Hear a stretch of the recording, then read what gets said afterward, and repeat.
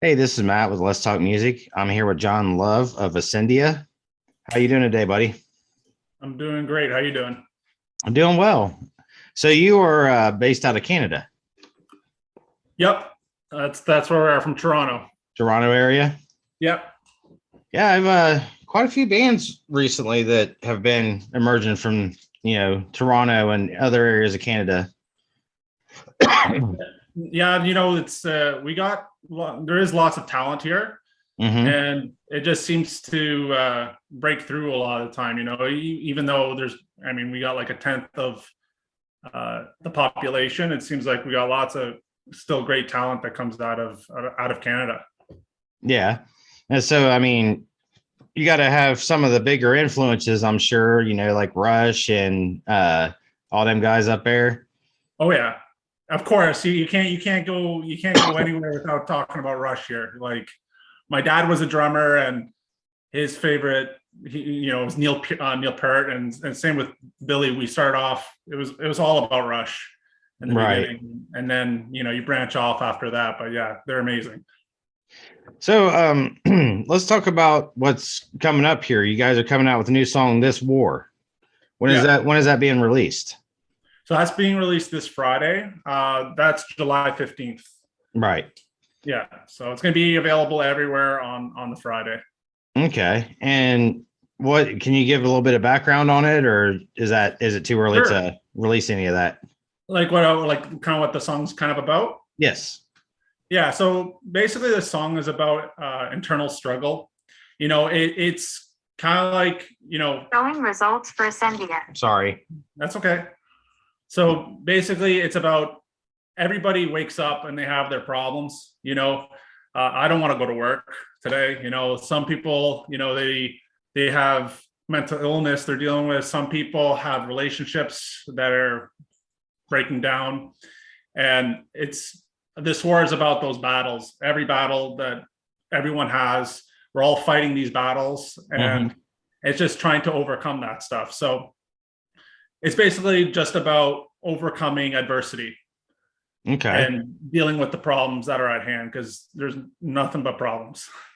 So I mean, I did listen to "Remember Me." Thought that was a great song. I think you're listening to Remember Me, and Remember Me is from the old record, which Hmm. was we did that 7 years ago, and a lot of time has passed. We updated the sound. Hmm. We back in the 7 years ago, we were very much into prog power. So the influences you're saying, like Rush, we love like Dream Theater. I love all these guys still. It's just we over the time we changed and modified the sound to a more our taste changed. Over time your tastes do change, and Right. I personally, being one of the writers, enjoy a lot of mainstream rock and heavy music. So Hmm. bands like Nothing More, Falling in Reverse, Bad Wolves, they got great heavy music, but great hooks. Right. So it kind of, we started off in the prog community. That's where the first record was. Hmm. But now we're kind of branching into the more mainstream heavy metal, heavy rock. I don't know what you would call it, but yeah, like active rock. Okay. Yeah, those bands you mentioned, I've noticed a difference with Nothing More's kind of. I don't know, their new song compared to like what I first heard from them. It's a big difference. Oh yeah. Went and seen them in concert at I think they were with Corn, Mm-hmm. and they were amazing. I mean, Johnny is he's all over that stage, man. No shirt, no shoes. That guy's unbelievable. He's But unbelievable. so I mean, what's the album going to be called? The album's called Parasite. Parasite. Okay. Parasite. And that will be the second single released with the music video. So that will be coming up after This War. Mm-hmm. And Parasite, if you want, I guess, a little background behind what that's kind of about, is also a lot of the central theme behind a lot of the songs on this album have to do with mental illness and dealing with uh, things like depression, addiction, these major issues that many people deal with, Mhm. and even people in the band have dealt with.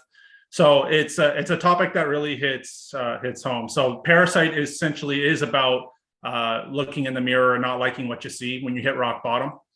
So that is the because that theme seems to run through the album and seemed naturally to be the title of the album. Right, right. Hey man, I appreciate you guys doing, music like that, because I mean, I've been there, looking in the mirror and just not happy with what I see. And it's a huge thing in today's world, mental Oh, health, 100%. depression. And I mean, just like today, I don't know what the reason was, but got up for work, and a customer that's out in Columbus here, the adjoining building, we do business with them, but the other building guy went in there and just shot some woman, and then like climbed up a pole and grabbed a wire and fried himself. And I'm like, you gotta wonder what makes somebody do something like that. I mean, Right. Yeah. and it is, it's all there's so much stress in the world. So right now there's so much ugly, and the fact that, people like you, like your band, like to touch on that kind of stuff, and, I've always said that, music is a universal language. So, it can actually, maybe touch a few people and say, hey, this is what I need to do, or, this is who I need to talk to. And I mean, it's a good message. No, 100%. And I think it's a message that really hits home with so many people, as you're saying. I think the last 2 years, the amount of hardship people have gone through, just like it's been pretty apparent in the last 2 years how polarizing things have become, Right. and how a lot of people, they lost touch with family. A lot of people, they lost touch with, they literally, like, marriages destroyed, Mhm. these things. It was just so common in these past, this very recent past. It was always there, but it felt like the last 2 years really amplified it to a whole new level. Right. So I feel like the songs themselves they are very relevant to what's going on. People are constantly dealing with this stuff, and I think in a lot of ways it's gone a little bit worse, which is sad. But the whole point is with the music, and we try to help some of those people out. Like you said, it's not just them it's happening to. It's happening to us. Like everyone in the band, like, is dealing with shit. So Yep. we're better off putting it into lyrics and hoping that it'll resonate. Yeah. I mean, just because you guys are, musicians doesn't mean you're impervious to, Yeah. life strains. And I think honestly, you're more susceptible to it because you're trying to juggle, your regular life, and then you're trying to get your music out there. And, it kind of becomes a snowball effect. And I think a lot of reasons that, some of the bands that are, I wouldn't say newer, but some of the bands that have been around for, some time, they've had so many different members, Yeah. because it just becomes a struggle of, hey, I've got this going on, and then everybody wants to argue, and then there's egos and everything. And I mean, honestly, I would love to be in your guys' position. I'd love to be able to make music. I think that would be like the happiest thing for me in the world. Yeah. And it's the same with us. It's like, who wouldn't want to make a living doing music? It's like the most beautiful, I don't know, to me it's so meaningful, like it's incredible. But it does come with its hardships, like any other industry. Mhm. Music has it's a hard business, but it's a meaningful one, and that's why I'm in it. Right. That's why we're all in it. Otherwise, what would be the point? If Yeah. you're not enjoying it. Yeah. And that's, I mean, a lot of artists I talk to, a lot of them use, the word love. I love what I do. And I'm like, Yeah. I love what you do too, man. You know, because I'll be jamming to it, but Yeah. no, I just, you know, I don't know. I think that like there's so many different genres, and you know, you got one that's talking about, let's just say hip hop or rap. You know, that's talking about the gangster life, the hard life, this and that, and then you got rock that, you know, is talking about the party life. But now in this day and age, and especially with a lot of the bands that I've actually worked with recently, most of their music is something meaningful. It's something that has to do with mental health or, you know, world issues or whatever. So I Yeah. mean, to me, I mean, of course, you know, when I was growing up, you know, I was in the 90s music, the 90s, you know, 80s and 90s hair bands, and it was all about girls and partying and blah blah blah. And I'm like, hey, this is awesome, you know. But as you get older, man, you start to realize, you know, these guys are, you know, they're speaking the truth, no matter what genre it's from. 100%. You need to speak it, like people need to connect to something, right? Mm-hmm. And lyrics, and I should mention, like, so we did the whole album with Gavin Brown. He's the producer. He's done 3 Days Grace, Billy Talent, just a whole bunch of amazing big artists. Mm-hmm. And so he really taught us the whole with talking about lyrics, about how do you basically get to people, like into their heart, because it's actually quite difficult to get lyrics that really, you know what you're feeling, right? But how do you put it on paper so that people understand it? You know, it Right. needs to be the simplest, most clear message possible. And so Mm-hmm. that's what resonates. And without him, we were writing songs like, if you listen to Remember Me and you listen to some of the old stuff, a lot of the lyrics were all very poetic. It was very metaphorical.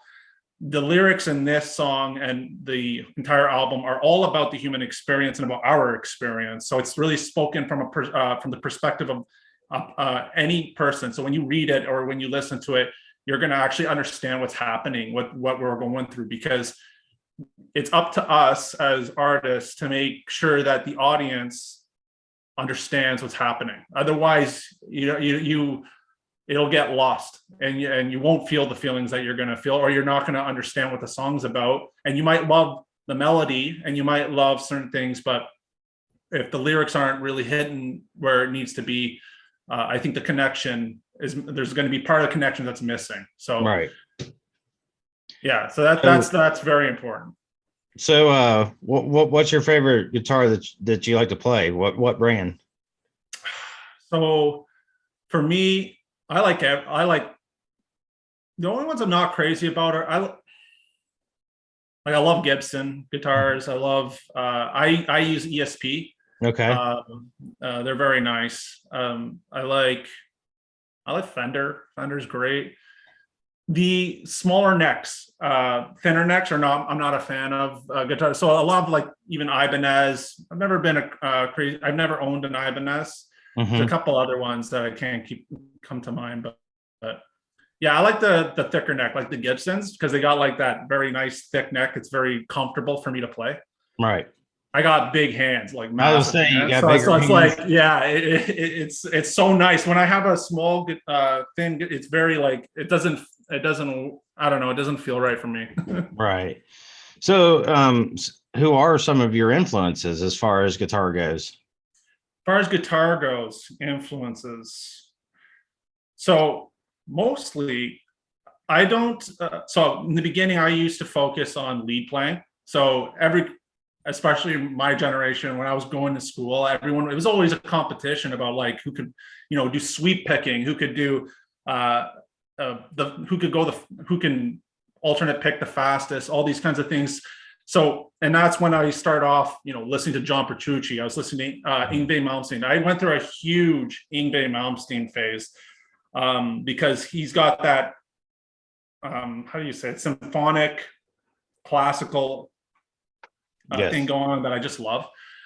And then I moved into more songwriting. And as a songwriter, I'm not really listening too much about the guitar player itself. I'm more interested in the whole package. So how do they what's the riff like, or what are they doing that I find so interesting?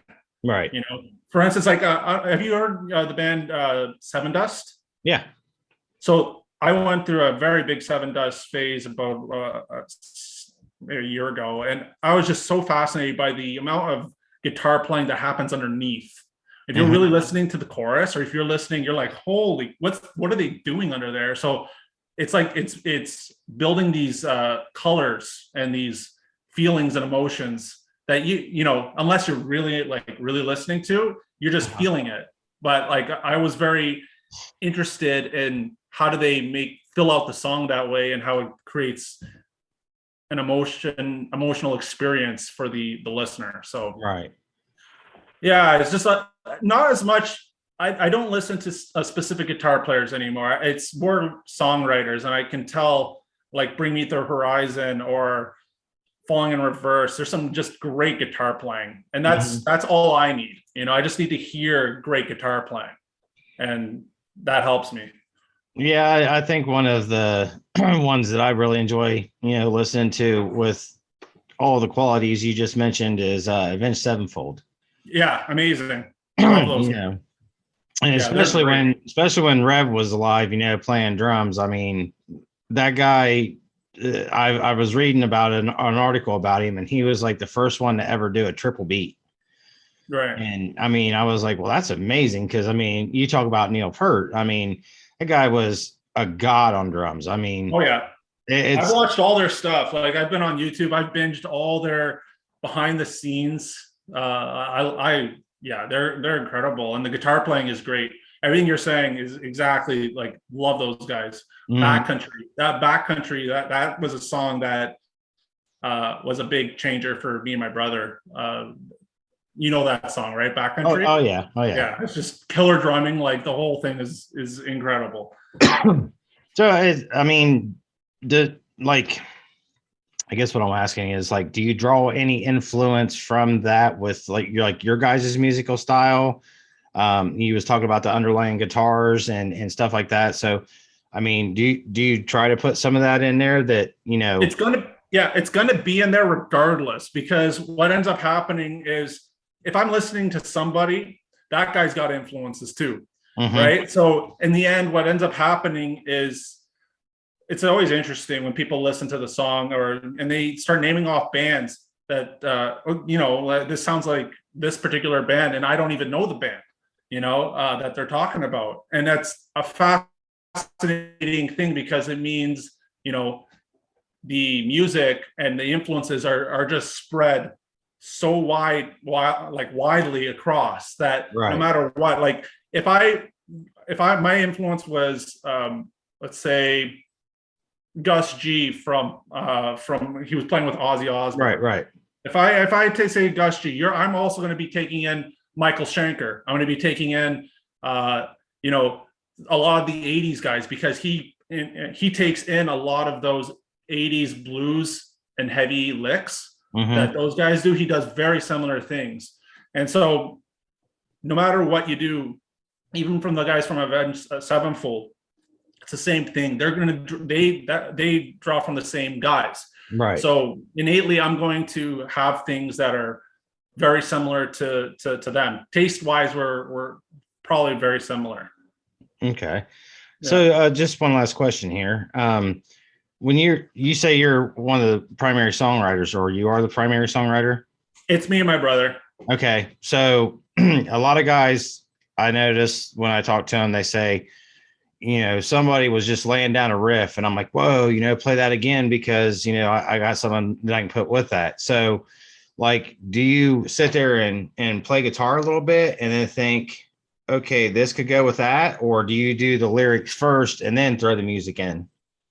So that's a great question. The way the process works is that I fool around. I'm trying to come up with riffs. My brother's he does most of his writing. He's a drummer, but he does most of his writing on piano.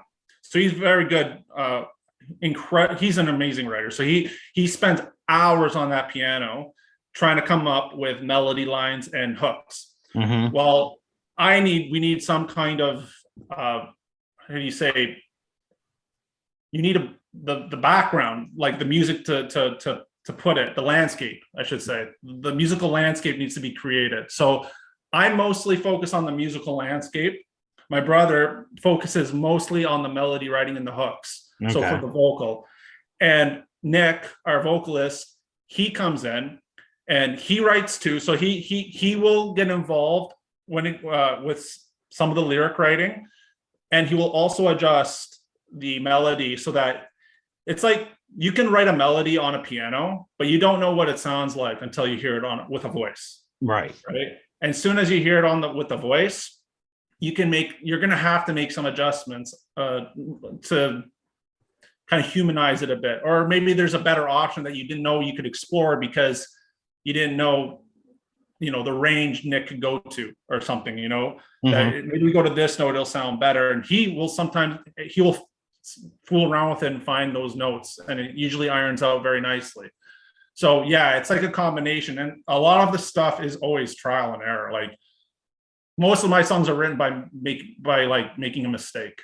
Right. You're playing and then you're like, oh, I screwed it up. I kind of like that, and then you kind of. That's usually how it happens. It's always by mistake. It's hard to go in there and come up with stuff that's like great out the gate. Right. You're fucking it up. I'll like a lot of times what I'll do is, let's say there's an artist like Avenged Sevenfold. I'll take a listen. I'll take one of the songs that I really like. I'll try and kind of learn it, and then I'll take the same thing and I will screw around with it for whatever, an hour. And by the time I'm done with it, it's a totally different thing. Right. But I needed some inspiration. So you're going to draw the inspiration, bring it in, and then my brother will then put on some drums, because you can program the drums just for demos. Right. And then we start building the melodies from there. Awesome. Well, I appreciate that explanation, because as everybody's got a different way of doing it, so everybody does. And some people do, which is wild to me, some people do lyrics first, and that was something that that is very interesting to me when bands do it from the lyrics first, because because you mentioned prog, and like as a prog guy, like it's always about the musicianship, right? So like you're just so obsessed with being an amazing player, being able to play the parts, being able to just being proficient on your instrument. So we naturally come from that background. So we're writing heavy hard rock, active rock songs, but we still come from a prog background. So you'll hear that in the song still. Like there'll be like instances where you're gonna be like, that's a little bit different, because we come from that prog background. And also when we're writing, that's kind of why we generally stick to the music first. Lyrics come afterwards, because you get a feeling from the music, right? Right. That usually inspires some kind of lyric, some kind of theme that you want to talk about, and then you can let it all out. Well, somebody else that wrote their music while playing on piano was Eddie Van Halen. Right. And I mean, Van Halen's one of the biggest bands in the world. I don't know, man. Like I said, I love talking to you guys. I love listening how you come up with your ideas. I love listening to how, things are made. And, some people will get into, well, we mastered it this person with this person, and this person sucked. And, it's really cool. But I think it's like also kind of in my head, I'm like, man, that could just be so frustrating. Oh, yeah. You have no idea. Like we will be on, like we have, for the third record, we're already writing. So like third records we got maybe 20 ideas, right? And maybe 3 of those ideas or 4 are very solid ideas. Right. So you're constantly banging your head against the wall. It is so frustrating. It is the worst process, but at the same time, when you finally get it, it is the most satisfying feeling, Wow, so it's like, it's like, oh, finally. Or you had some chorus idea that, like I have this beautiful chorus, but I have nothing for it. And it just takes, and then you put that thing to the side for maybe 6 months, and then it comes back because you finally came up with something, and you merge it and it's like, oh, it works. Yeah. There is no science to it. It's trial and error, fuck with it until you get something you like, and eventually it happens. But sometimes, you get the old writer's block, and that is just not fun, and the only way to get through it is to blast through it. It's to just continue trying, and then maybe take a little break and then come back and try again. And then, usually it breaks it, but it's frustrating, no question. Awesome. Well, John, I appreciate your time.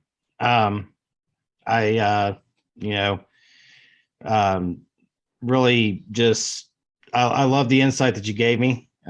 Cause like I said, everyone's different. They're like, this is this is that, blah, blah. So I would like to just say to everybody, this Friday, you said this war comes Friday, out from Ascendia, and it's going to be on all the major platforms. Yep. All right, buddy. Well, we will look forward to that. And maybe, after a few singles hit out, we can, speak again. That sounds amazing. I'm totally up for that. All right. Well, thank you so much for being on. All right. Thanks so much. All right.